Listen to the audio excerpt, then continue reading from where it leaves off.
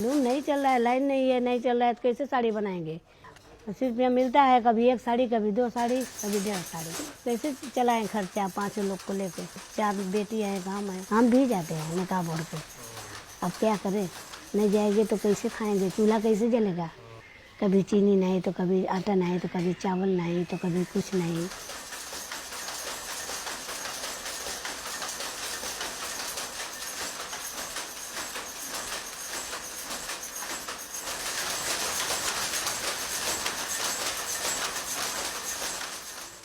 सबसे ज़्यादा जीएसटी के बाद से पड़ता है। कम जो है धागा मिलता है, कम बाना मिलता है, इसीलिए वो चल नहीं पा रहा। पहले 3 साड़ी चलती थी, अब जो है दिन भर में 1-1.5 साड़ी चलना मुश्किल है। लूम न चलने के कारण ये जो कारोबार बंद हुआ है, कितने लोग तो विदेश पलायन कर चुके हैं।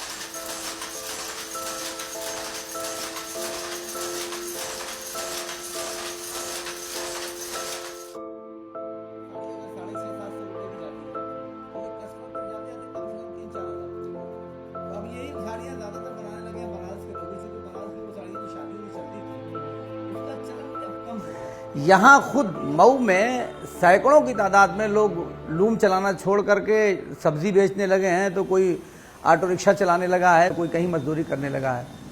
तो एक इतना बड़ा हुनर होने के बाद भी हम लोग इतनी कसाद बाजारी का शिकार हैं, तो इसमें सरकार को भी चिंता करना चाहिए। ऐसा नहीं है कि आप सिर्फ जो बड़ी इंडस्ट्रीज़ हैं उन पर आप फोकस किए हुए हैं।